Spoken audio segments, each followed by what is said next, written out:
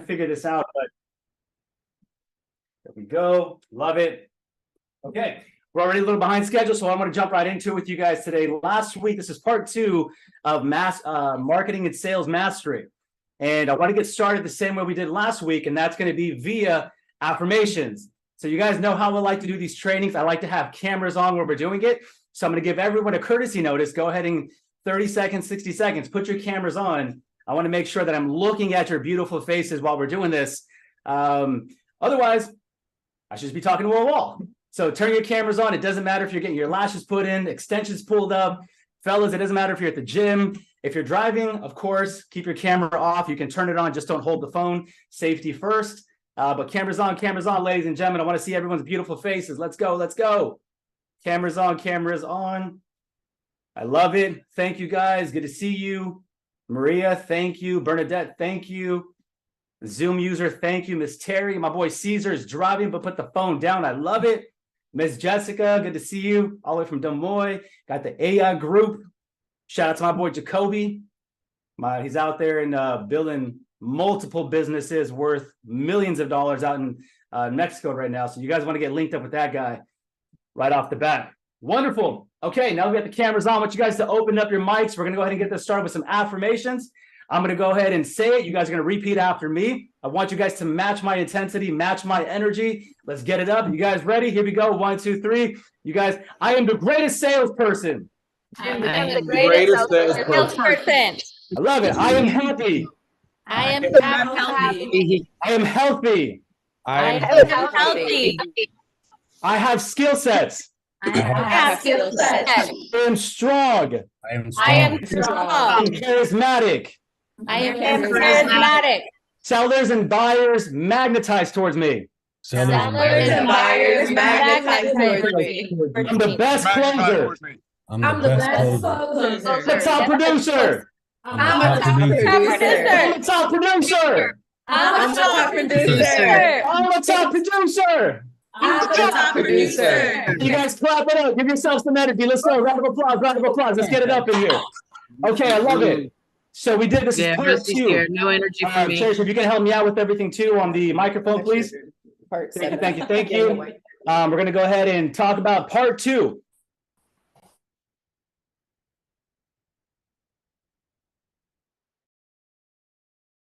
You're muted.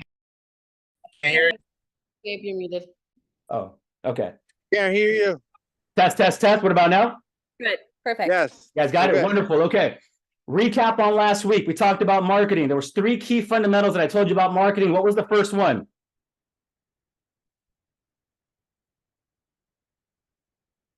Not everyone at once. Farming. There you go. Wait, what was this question? The number one. What was the number 1 key I told you guys last week when it came to marketing? Okay. Be everywhere all the time at the same time. That sounded like Miss Castro. Can't see anybody, but that sounded like Miss Castro. The number 1 key to marketing, listen, when it comes to any business, specifically real estate, but any business in general, you have 2 key elements that are really important to success. That's marketing and sales. Number 1 is marketing. It's way more important than sales is. And I'd love to have that argument with anyone, but that's my opinion. I think marketing is substantially way more important than sales skills are, because that's how you get people into your storefront. Once they're in your store, in your DM, at the open house, then the sales skills come into play. So when it comes to marketing and you guys want to increase your lead flow, go back to last week's video. I want you guys to write everything down. I expect everyone, as we're continuing this series, that you guys go back and master those fundamentals. You guys, look at, there's a huge difference between talent and skills. Your talent might have gotten you to where you're at today. The fact that you're naturally charismatic, naturally good looking, naturally have a way with people, that is called talent. But talent would fail. Talent can only get you so far, and then skill set has to pick up after that. This is why you see so many talented people in the world that never end up doing anything with themselves, because they don't apply the fundamentals and the sales skills. Michael Jordan, one of the best basketball players of all time, wasn't talented, was really small, but developed really strong skills. I want all of you to go back to last week's video, learn the fundamentals of marketing. The last thing that I want you to do is hit a ceiling in your business because you haven't learned the skills. Oh, Gabe, I got enough business. I'm closing 2-3 deals a month. That's great. But can you duplicate that? Could you put that into a system and teach it to someone else? Or are you kind of just getting lucky? And if you're kind of just getting lucky because you're talented, that's good and all. But what happens when we're in a market like this? And then skill sets have to come up. That's why we're going heavy into your sales and marketing skills. So last week, I want everyone on this call to go back to that last week, watch the video one more time, and make sure that you master the marketing fundamentals. Key number one takeaway from last week was be everywhere all the time at the same time. Okay, now we're going to transition into the sales aspect of it. I wish I had a whiteboard, so I don't, or a blackboard, didn't matter what color board it was, but I just wish I had one behind me. We're just going to do this off top, and I'm going to just like imaginary drawings. I want you guys to focus with me for a second.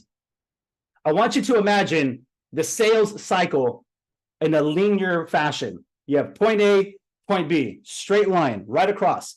Your job is to go from where you're at to the close to get your prospect to where it's at.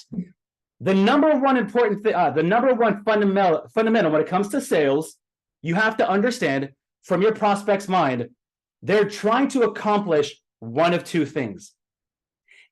Your prospect, when they're buying and or selling, let's just call it transacting, your prospect is trying to accomplish one of two things. Can someone open the mic and tell me what is one of those two things? Not Leo, not my wife, someone else. Buy or sell.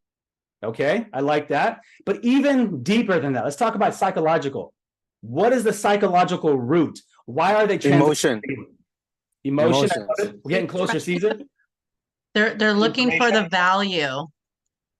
Looking for the value? Yes, all your answers are correct, but I want you to go deeper. Why are they looking for the value?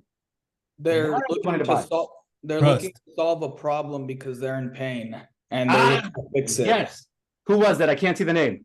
Andre, I love it. They're trying to solve a pain. That is one answer. What is the second answer? Why are your prospects transacting? If they're not, let's just say they're not trying to solve a pain. There's no pain to solve.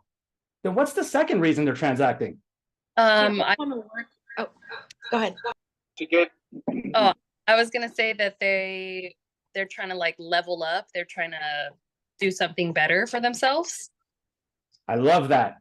Go a little deeper. Why? What are they trying to accomplish? Why are they trying to do a little better? A goal. It's the exact opposite of, I'll give you guys a hint. It's the exact opposite of trying to solve a pain point or trying to run away from pain. It's the exact opposite. What's the answer? they're trying to Pleasure. increase their status. Someone just said it. Someone just They're said trying the to word. reach a pleasure. Pleasure. Pleasure. Pleasure. I want you guys to write this down. Pleasure. All of my sellers and all of my buyers are either running away from pain or running towards pleasure. You must write that down. Remember, there are 17 times more neural pathways that are connected in the brain every single time we take pen to paper, pencil to paper. It doesn't matter if you go back and read it or not. The simple act of you writing it down will automatically create 17 times more neural pathways. I want you to have an advantage in business, and I want this information to retain so that when you go out into the field and you start selling, you have it in the back of your head. Your prospect is either running away from pain or running towards pleasure at any given point. I'll prove it to you. I want one of you guys to think about who purchased something recently. Anyone, whatever it was. I have a person that sold their house because her parents died, and she didn't want to deal with it no more after she grieved. So running away from pain. Got it. So you're telling me she didn't sell the house because she wanted to pocket the money, the pleasure. She didn't sell the home because she wanted to take vacations and take care of her family. She sold the home because she wanted to get away from pain. I'm tired of looking at it. It hurts. It's my family home. I want to sell it. Yeah. Ladies, you started a workout routine. You got extensions done. You started eating healthier. You went vegan. All of those things, you got your nails done. You made those decisions because the pain was really strong or the pleasure was really exciting. One of those two. You have to decide for yourself what it was. Men, you started working out. You became a bigger hustler. You wanted to earn more money for one of two reasons. Either whatever pain you were feeling in that moment was great enough to cause you to change, or there was a pleasure that was exciting enough for you to run towards. My motivation when I first started was the pain. So sales fundamentals, at the very basic of everything, your prospect is doing one of those two things.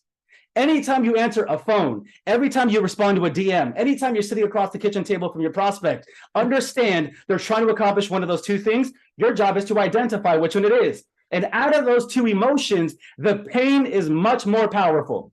The pain is much more powerful. We've all heard those stories where the father's overweight and the doctor sits down with him and tells him, hey, listen, if you don't lose weight, you're going to die from a heart attack or a stroke, and you're not going to be there to walk your daughter down the aisle. You have about 12 months to live if you continue eating this way. And it's the pain of not being there for his daughter, for someone else, that was great enough for him to get him to change and to lose weight. But the pleasure of having a six-pack, the pleasure of increasing his libido, the pleasure of him looking great wasn't good enough. It wasn't compelling enough. Therefore, the father decided to act because of the pain. So your goal at the very basic of everything is to identify what is your prospect's motivation. Is it to get closer to pleasure, further away from pain? And remember, Gabe just got done telling you that out of those two emotions, pain is the one that will cause someone to move faster than anything else. So if you want to get someone to move, push on their pain point. It's just like a dog that's cornered into a corner. When a dog is cornered, there might be a Chihuahua, all bark, no bite. But the moment you get that Chihuahua against a corner and he has nowhere to go, he's lunging and he's attacking, even though he knows he's going to lose that fight. The moment you have anything, a big grown man, and he has a small paper cut on his finger, paper cut's not going to hurt him at all. But the moment you apply pressure to that pain point where that paper cut is, it hurts. Ow, dang it. Ooh. And then you try to put a Band-Aid on it. How many have been there? Yes or yes? How many have been there? Yes or yes? Exactly.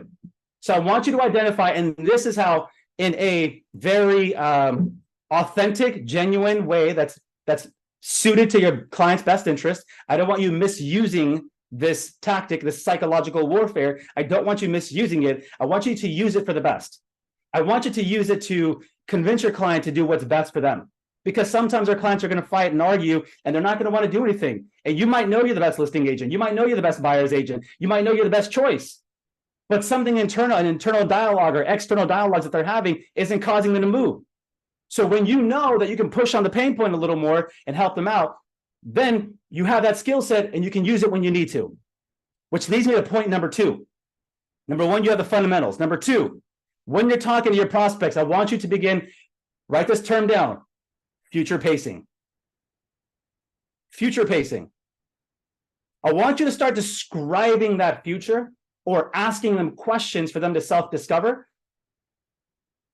on what that future might look like with more pain or more pleasure, depending on what they're motivated by more and what their motivation is. So it might sound something like this. Well, let me ask you a question, Mr. and Mrs. Seller. If you don't sell your home, what's that going to look like for you in the next 6 months? Well, we're going to end up staying here and probably try to save a little more money and hopefully find a way for rates to come down. Okay.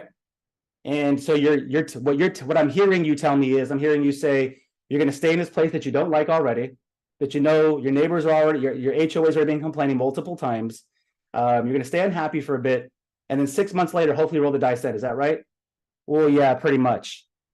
And I'm getting them a future pace. I'm asking them questions about what's going to happen. Okay. And if you stay for 6 more months and then you find out the rates actually don't go down and they go up and prices continue to increase like they're trending to do, what happens then?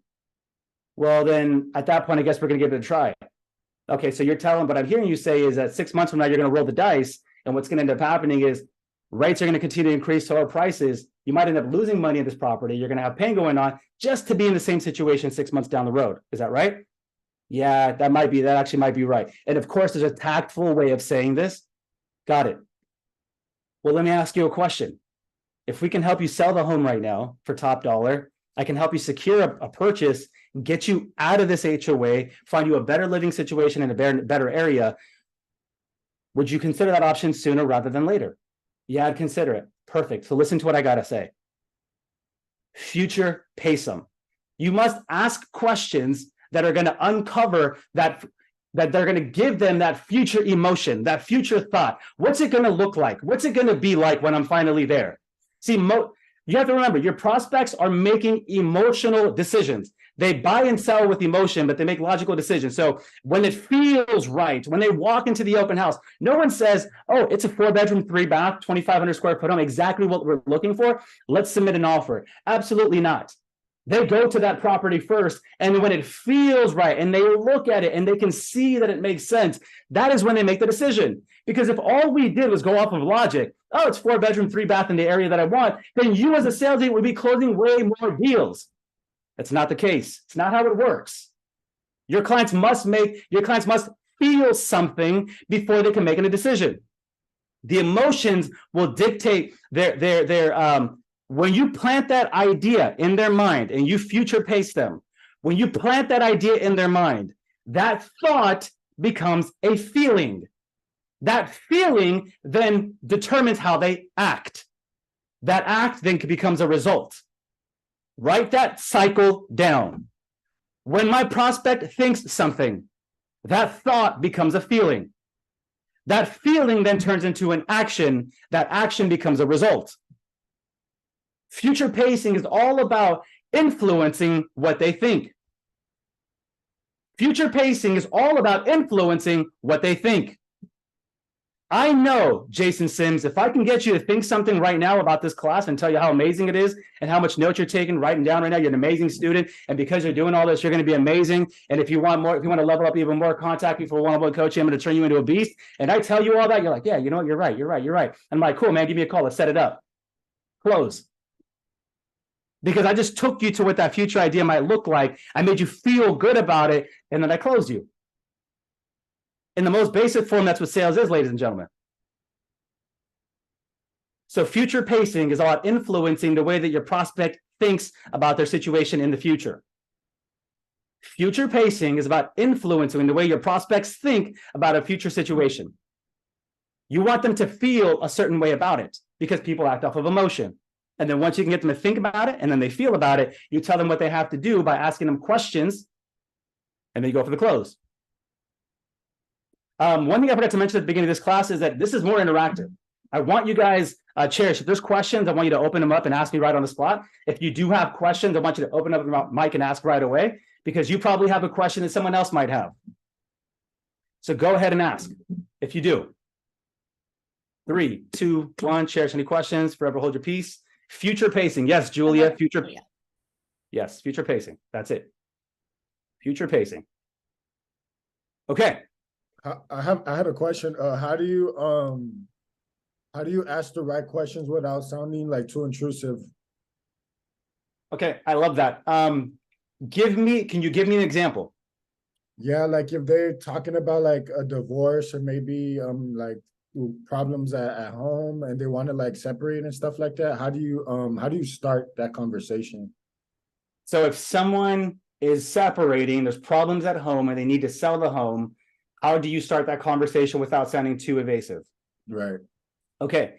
The first thing I want to ask you is, what makes you believe that any of your questions in that situation would be too invasive?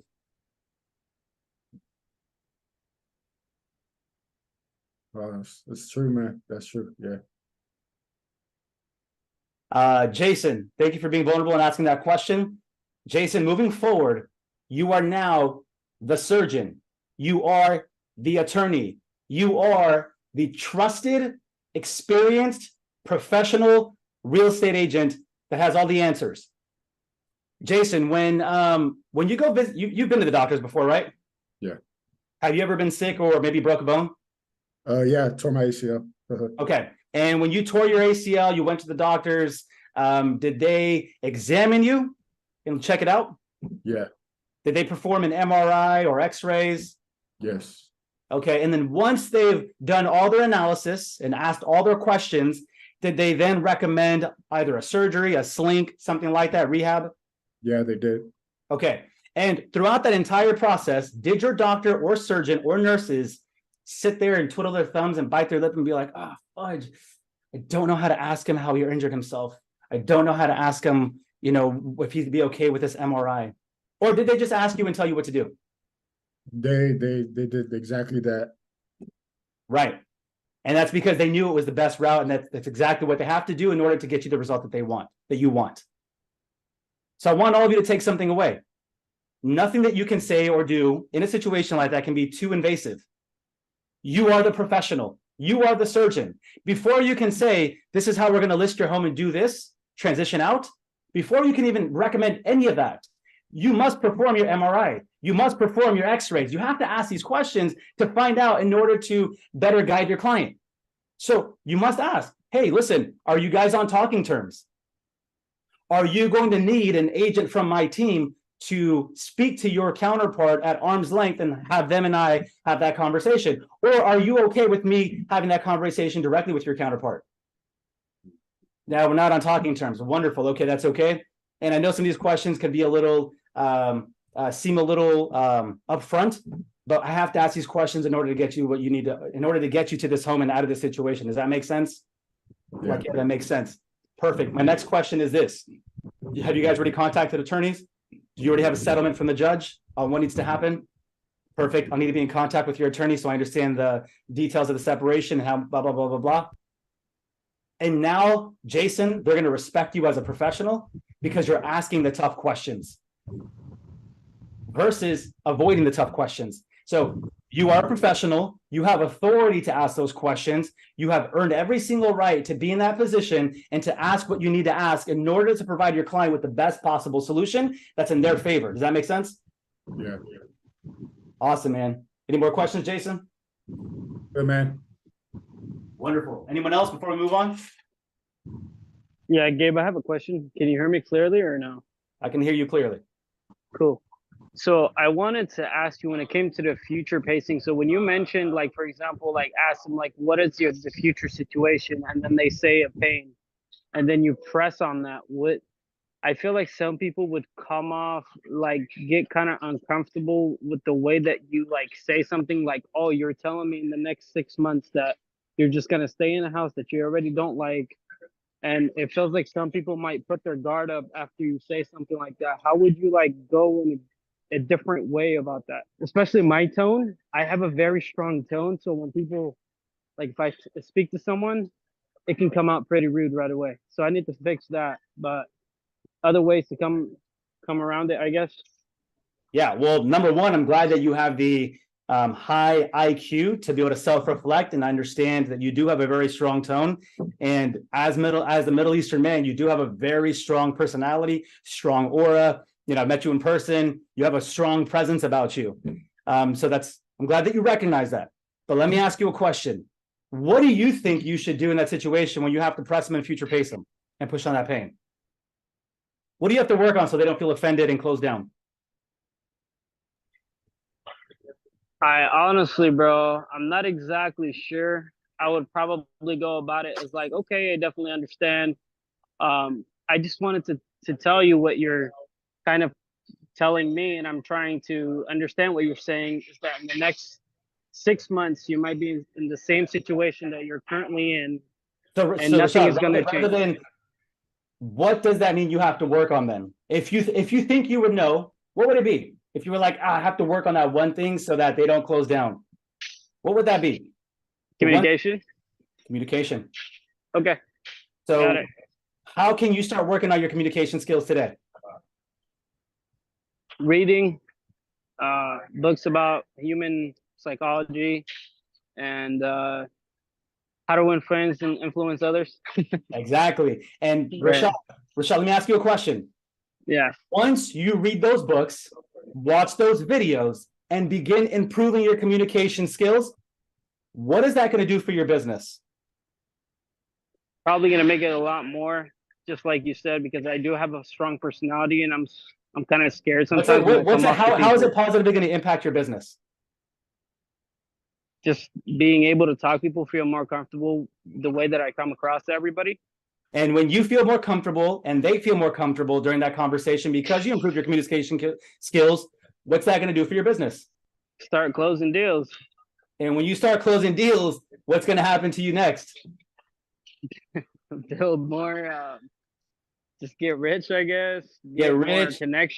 More connections. And what else? Have more networking opportunities and being able to really connect with people on a personal level. How are you going to feel when you start making more money, getting more rich, making connections, and you finally become that person you want to become? On top of the world. Top of the world, baby. So what do you think you got to do today? Read, get better at communication. Let's go. Get on top of the Yes, round world. of applause, man. Give a round of applause for Rashad right there.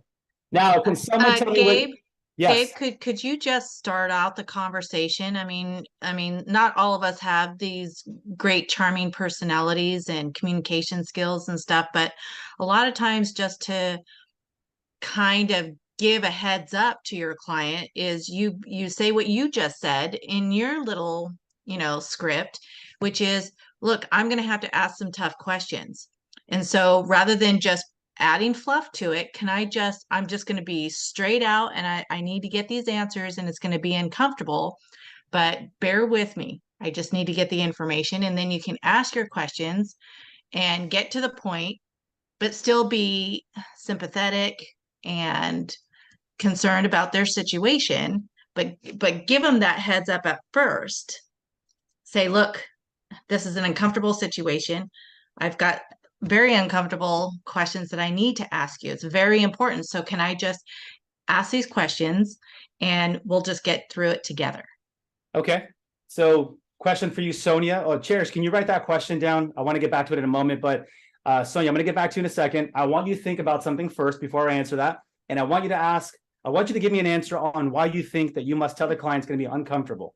What about the whole situation makes you feel that you have to let them know it's going to be an uncomfortable situation? Well, if you're talking about a divorce or a death, it's going to make them feel uncomfortable. Why are you deciding how it's going to make them feel? Why are you making that decision for them? That's true. It's a good question. But, like Rashad said, if he's already has a problem, like maybe communicating some of these questions, then maybe he could just give a little bit of a heads up. This might be uncomfortable for you.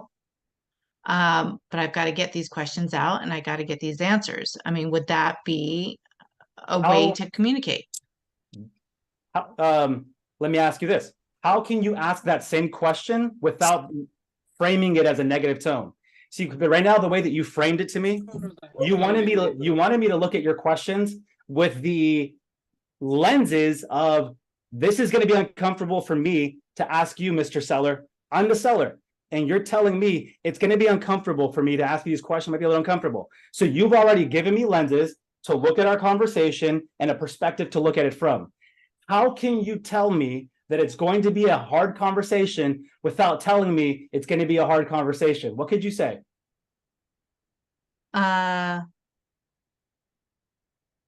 I just asked the question, why don't you tell me about your situation? And then I'll just follow it up with some questions I really need to ask. Yes. Sonia, that was better than the recommendation I was going to give you. That was amazing. Okay. Absolutely. That was way better than the recommendation I was going to give to you. That's exactly how you would say it. And your delivery, when you just said that, was perfect. It was amazing. You said, hey, why don't we go into your situation and ask you some follow-up questions regarding that? Just like a surgeon would when you tore your ACL or your pectoral muscle, when you do that. Hey, let's sit down and talk about it. The doctor is not overzealous. He's not excited. Oh my gosh, you tore that muscle. I can't believe it. Can you tell me how you did that? Absolutely not. It's not obnoxious. He's sitting there with stone and taking the notes. So Sonia did an amazing job with that. And to answer the question about how you would improve those sales skills right there, the way that you would do that is by what Rashad just said, is that you would take those courses to improve those communication skills. Because us as salespeople, we have to learn how to work with the 4 personality types that are out there. We have to learn how to work with the D's, the I's, the S's, and the C's. And we have to learn how to identify their personality type quickly. We have to learn how to identify their mood quickly. And then once we've done that, we have to learn how to adjust our personality to their personality. You guys have all heard me talk about the platinum rule. What's the platinum rule? Someone open up the mic and just drop it down below. Go ahead, open it up. What's the platinum rule? Okay, let's start off with what's the golden rule? What's the golden rule? Not the one he who has the gold control makes the rules, not that rule. What's the other golden rule? Treat others how you want to be treated. There you go. That's exactly what it is. Treat other people how you want to be treated. So that's the golden rule. In sales, we operate off the platinum rule, which is what? Come on, team. We got 77 sales agents on this call. I need go with their emotions, see how the situation is, and then react to it. If they're sad, then you're gonna be like, oh, I understand your pain. There's no words that could help you. If they're happy, then you react happy as well. Mirror them. Caesar, thank you for always shooting the shot. I appreciate you. Miss Sonia basically said the answer, mirror them. And the platinum rule is this. I want all of you to write it down, although you may never look at it again, but I just want those neural pathways to be created in your brain. Here we go. Ready? Write this down. Every single one of you, all 76 of you, should be able to answer this question next time I ask it. Here we go. Platinum rule says, treat others how they want to be treated. Golden rule says, treat others how I want to be treated. The platinum rule, which is in sales, says, treat others how they want to be treated. Well, Gabe, how do I know they want to be treated? That's a really good question. You have to know their personality type. Gabe, how do I know their personality type? You must ask them a couple of questions to identify. What questions should I ask? Well, I'm glad you all asked. Let me give you a couple of examples of how you can identify their personality type. My first and favorite question in sales to always ask is, how's it going? Because how's it going is open-ended, and they will answer that question based on their personality type and mood. I might say, how's it going? And they might say, good, thanks. And if they say, good, thanks, what personality type do you think they are, and what mood do you think they're in? Come on, someone. Driver. Oh, let's go. That sounded like my boy Jacoby. And if they say something, and what kind of mood do you think they're in if they're like, good, thanks? They're in no mood. They're in no mood. So how do you think as a salesperson, you should react and respond to a driver personality who's in no mood? I'm not in the mood to deal with your BS. I just want to get straight to the point. How should you react and respond? And interact is a better question. How should you interact with them? Well, it sounds like straight to the point. I need to get straight to the point. So the reason I'm here is this. Yeah. Come on, Miss Sonia. That's what I'm talking about. Listen, I like you today. I really like you. Rashad, good job. So how's it going is a really good question to identify their mood and personality. Again, you might have gotten as far as you've gotten because you're talented. And you might have gotten this far because you've only worked with people that align with your personality type.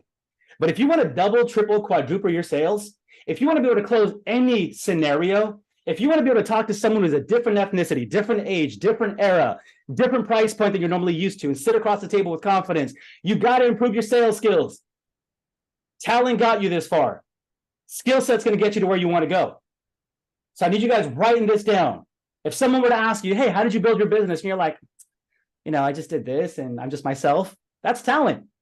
But if you can't document what you did and you can't duplicate what you've done, it's just talent. And talent's going to fail eventually. That's why you need skill set. And that's what we're discussing today.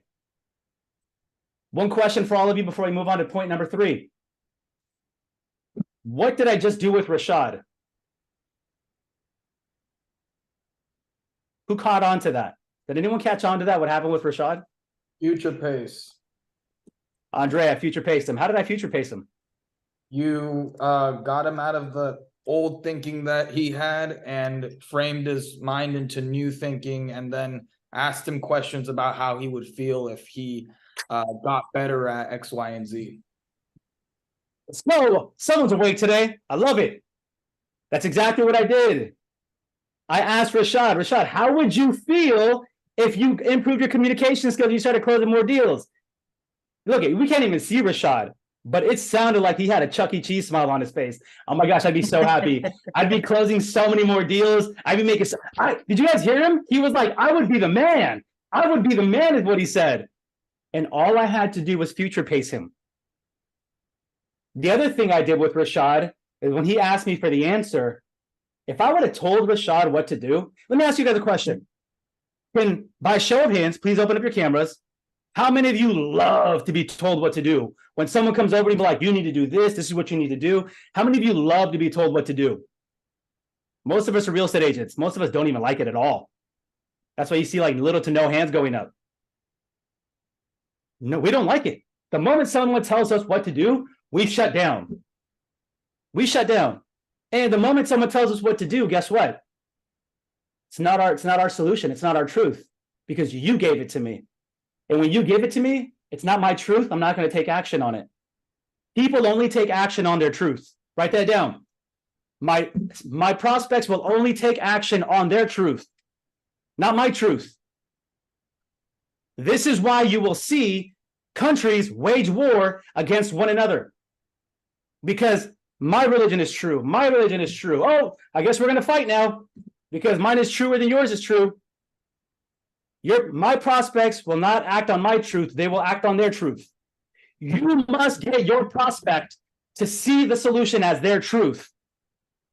The moment you start telling your prospect, telling them what to do, telling them what the answer is, telling them why you're better, the moment you start telling people all these things, what happens to you will happen to them. Their guard will go up, they will shut down, and they won't listen to anything you have to say. If I would have told Rashad, hey, Rashad, this is what you have to do, he would have been like, okay. And he wouldn't have done it. Wouldn't have done it. So how do you get your prospect to do what you want them to do? And how do you get them to discover their own truth? What do you do? Come on, ladies and gentlemen, we got 75 salespeople on here. Let's go. What do you do? How do you get anyone to do anything? What do you do? Tell them what to do. Juan says, ask questions. That's exactly right. You ask questions. What did I do with Rashad? Okay, Rashad, he said, Gabe, how do I fix this? I'm like, well, if you had an answer, bro, how would you fix it? I don't really know. Okay, well, if you did know, what do you think it might be? I think it might be communication. I think so too. How do you improve your communication? I read books and I watch videos. And Rashad, when you watch books and read videos to improve your communication skills, what's going to happen? I switch over to future pacing. I'm going to close more deals and make more money. And how's that going to make you feel when you close more deals and make more money? I'm going to be the man. And now I got him into a feeling. I took him from a thought that he discovered himself into a future pace. Then I got him feeling something. And I said, what do you think you got to do today? I got to go read these books. Let's put that into seller terms. Mr. and Mrs. Seller. What price do you think this is? What price do you think we should list your home to cause it to sell? This price right here. How did you come up with that price? Well, we just looked at the sales comparables and I saw this one's on the market for this long and that price and that price. Okay. So what price do you think we should list it at? We should list it at this price. Okay. And if we list it at this price, we're probably going to get this result right here, right? And if we get that result, what might happen afterwards? We might end up closing sooner than we expected. Okay. And hopefully we can get a bidding war. Is that right? Yeah, we can get a bidding war. And if we can get a bidding war and sell your home for more money in less time, is that going to help you guys get you where you want to get to sooner? Absolutely. How would you guys feel? Would you guys feel disrespected if we sold your home for more money in less time? No, absolutely not. Would it be okay with you if we did that? Absolutely be okay. Perfect. I agree with you guys on that price. Let's do it. Let's list it at that price. Get them listed at the price that you want them to do, but they self-discovered. Okay. Any questions there? I see the red bubble. I see 24 red bubbles. Cherish. I don't know if we have any questions. Jump in if you guys have any questions. One question. What about from Rashad? And he said, how do you keep all the information in your head? I study. Ladies and gentlemen, you must be an expert in your field. Write this down. Write this down. Everyone write this down because I'm going to ask 3 of you this question at the very end of the class. Write this down. As a salesperson, I must be sharp as a tack, and this is not mine. This comes from Jordan Belfort. Sharp as a tack. Enthusiastic as hell. We'll just put heck. Enthusiastic as heck. I don't like the word hell. Cancel that in the name of Jesus. Enthusiastic as heck. And an expert in my field. As a sales agent, you must always be sharp as a tack, enthusiastic as heck, and an expert in your field. The number one regret that Grant Cardone said he had in his business as a professional, is he said he did not focus on one skill set, one field his entire life at a young age. He got distracted with too many things. He said, if I could ever go back in time, I would go back to my early 20s. I would learn one skill set and I'd go all in and be the number one best in the industry at that point. How many of us can say that you're committing almost every hour to improving your communication skills? your psychology skills, your closing skills, your marketing skills. How many of you can say that you're committing your open hours to learning new laws that were passed in Congress that affect short-term rentals? How many of you say you know the municipal codes as they relate to short-term rentals in your city? How many of you can say that I know commercial, I know agricultural? If you were to get hit with those questions, remember, your talent got you this far. But one of these days, one of your prospects is going to expose it. And you better have your sales skills up. You better have your marketing skills up, ready to go. The market shifted. Hello, ladies and gentlemen. The market shifted. Right now, you got to have the best sales skills in the world. You got to have the best marketing skills in the world. You better know how, not only how to show a home, but how to present. Presentation and talking to a client are two different skill sets. How do you keep someone on the hook? How do you keep 70 plus people on a Zoom call for 1 hour totally engaged? Presentation skills are completely different than communication skills.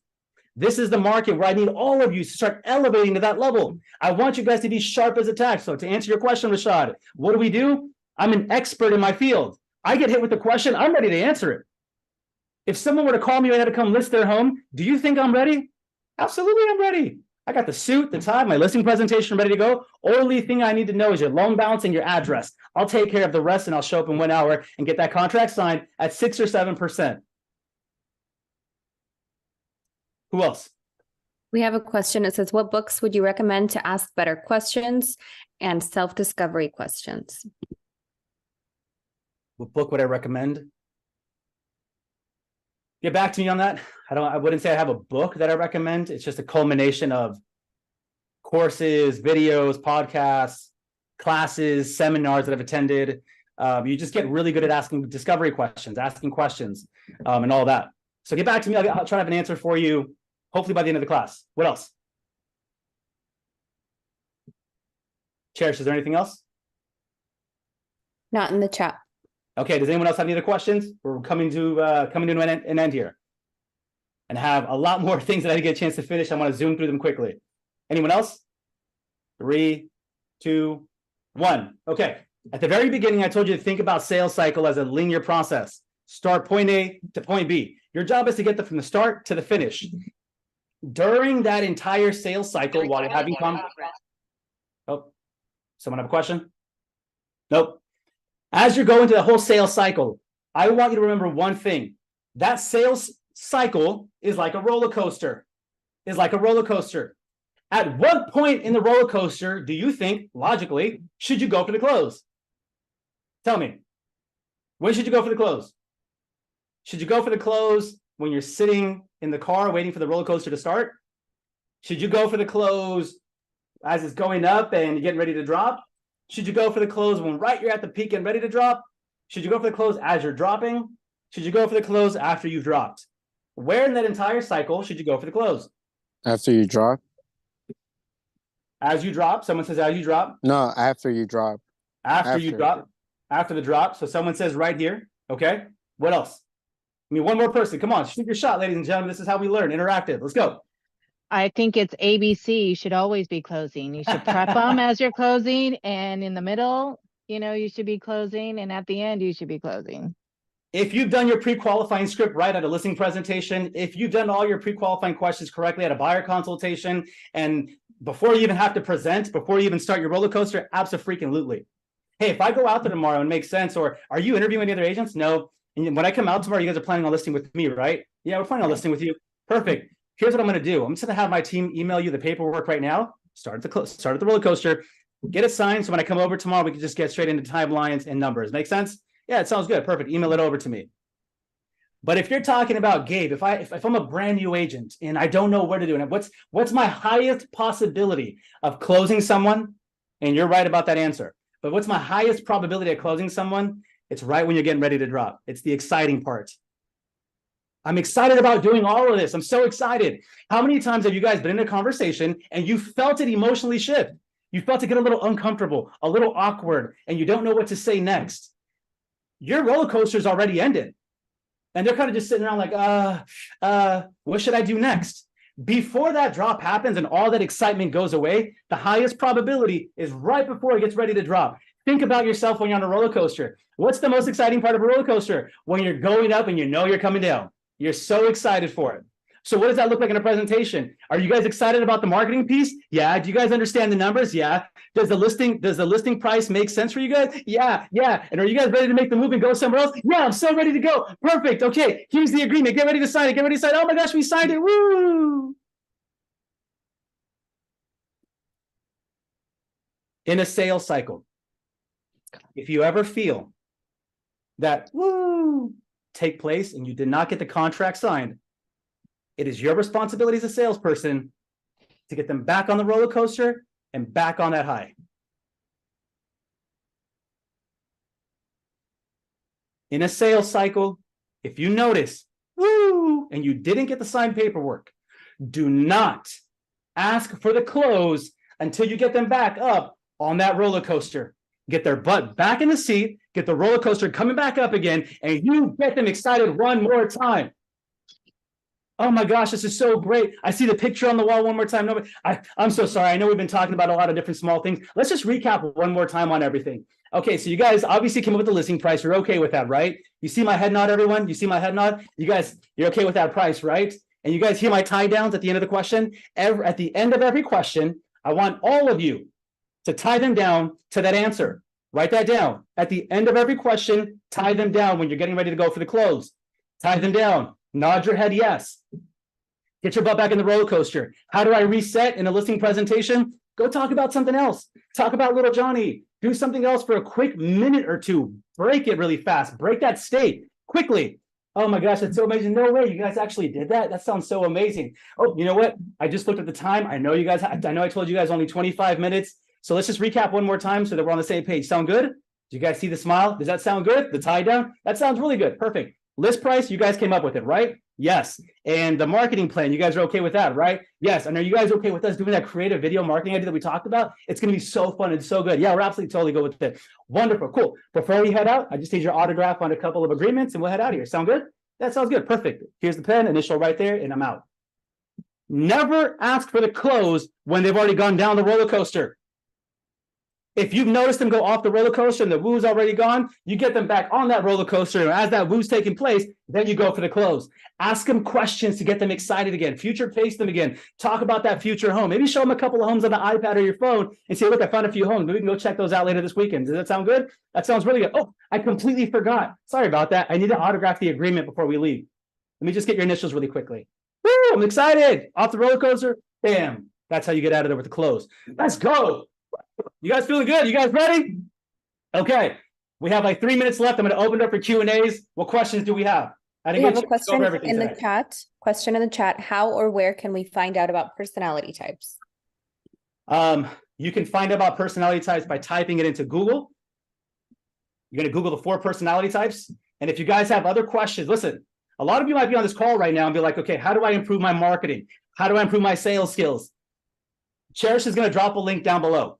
If you're looking for something a little more intimate, you need a little more help, a little more hand-holding on your sales skills or marketing, click the link down below. You guys all, probably most of you know what you should be doing. A lot of you don't know what you should be doing. And the parts in your business right now, I can promise you this, the parts in your business that are hurting you the most is not what you know, not what you don't know. It's what you don't know that's hurting you in your business. What you don't know is hurting you in your business. If you guys need a little more hand-holding, a little more help, I want you guys to click the link down below. Go to my website, fill out the registration intake form. If you feel that you need group coaching, one-on-one coaching, fill out the intake form down below. We're going to work on your sales, your closing, your marketing, all of that. Click the link below and we'll get that scheduled out. That's how you guys are going to get better at it. Otherwise, Google the rest of it and you guys can find it all there. All right, we have a couple minutes left for some questions. Questions. Take advantage of it, ladies and gentlemen. We're here right now together. Let's go. Someone asked how to get a buyer in the roller coaster. Vero asked this. The best way to get anyone on a roller coaster is to future pace them. Get them excited about what's going to happen.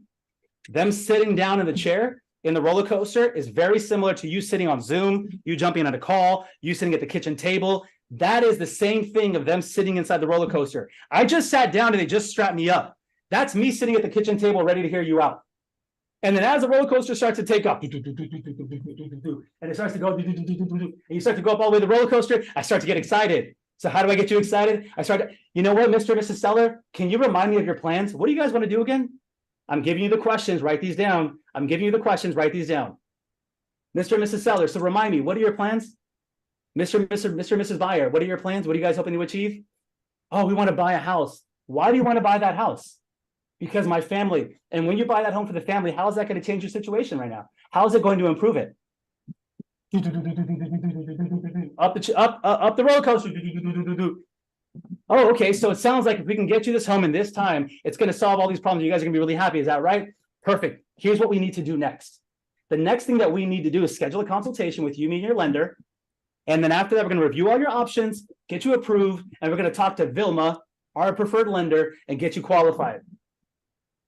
And then boom, that's how you get them excited on the roller coaster, and that's how you go for the close.